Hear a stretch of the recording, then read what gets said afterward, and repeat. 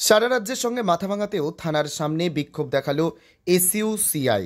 এদিন এসইউসিআই মাথাভাঙা লোকাল কমিটির সম্পাদক প্রদীপ দে বলেন, যোগ্য শিক্ষকরা আন্দোলন করতে গেলে পুলিশ তাদের নির্মমভাবে পিটিয়েছে।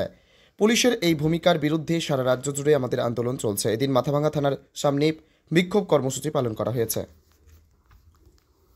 15ই মে এই কলকাতা বিকাশ ভবনের সামনে শিক্ষকরা তাদের দাবি জানাতে গিয়েছিল।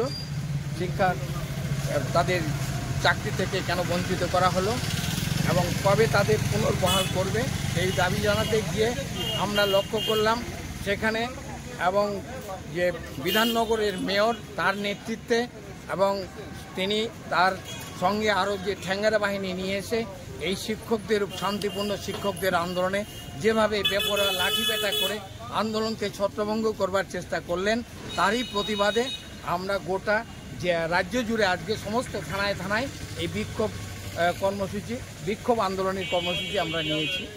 এই মাথাভাঙাতেও আমরা এই কর্মসূচি পালন করছি। আপনার নাম? প্রদীপ কুমার দে। কি দায়িত্বে আছে? আমি আমাদের এই এআইকেএমএসের যে মাদার পার্টি এসইউসিআই কমিউনিস্ট তার লোকাল কমিটির সম্পাদক।